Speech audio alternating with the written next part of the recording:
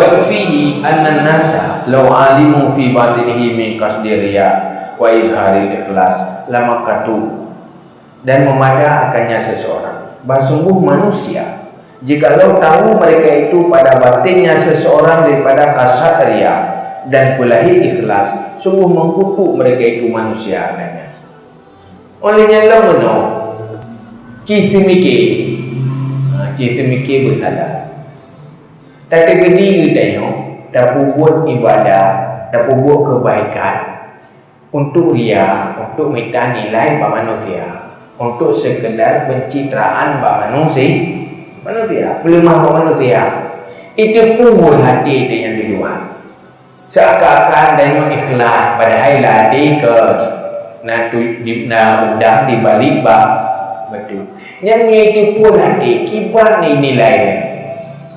Cái vụ việc cái cuộc trụ là cái lượng mà bạn gọi lầm hại thành thầy với em thành trong đây cái là thầy cả gợi đây là lượng mặt rồi bằng tay nhau trong này luôn thì bởi thế là vụ việc mà ta itu pula dia lượng mặt bạn gọi nhân manusia ikut trụ đấy nó đây của chị ikut trụ là mê itu chỉ là nhân hẳn là gì itu pun muốn như itu pun nhân tanya đi chứ ijlah wa sayakshifullah an sirrihi hatta yubridahu ila nas, dan selagi akan membuka oleh Allah daripada isi hatinya, rahasianya, sehingga membenci Allah akannya seseorang kepada manusia. Dan begitu menyolam hati dan yohana ikhlas karena Allah, yang bertabur sangat akan membuka kebobrokannya oleh Allah kepada manusia. Akan dia buat manusia tanya orang anak ikhlas. Nampak dia oleh Allah. Yang berkata dasar mendoa ikhlas. Mendoa tanya ada bubuh yang ikhlas. Tapi dalam hati anak ikhlas, pray pun bertabur sangat Allah membuka yang tasawuf dalam hati. Tunggu kapan waktunya.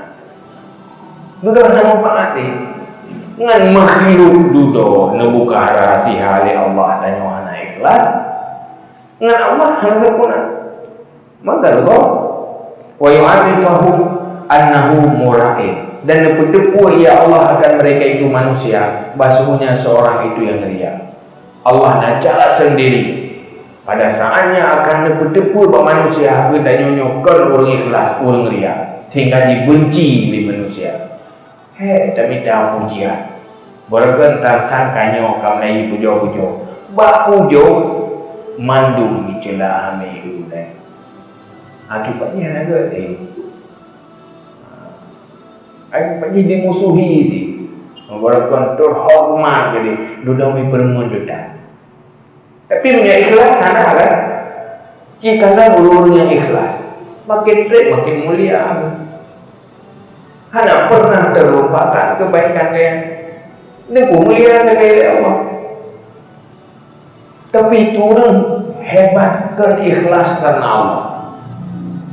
Golong selesai kadihina. Wadah selesai masuk permun tali hina. Jika hanya yang nya aulia itulah mantan aulia. Hanya mantan ya. Yang suka kubu mantan aulia. Kubu mantan orang saleh, kubu-kubu mulia. Lumpu-lumpu hijau berkah. Hei, apa itu anak berkah? Ya, itu dia cuma. Hei, bina, tu bak kubu mulia. Maka buat Allah. Tapi ni orang lain yang kehanan mulia Allah, hei, bak tahu mulia. Harus hormat. Tetapi tentang dia. Jadi pada saat neputepur li Allah pak manusia ganyan urang ria wa mangkutun indallah, dan terkutuk di sisi Allah.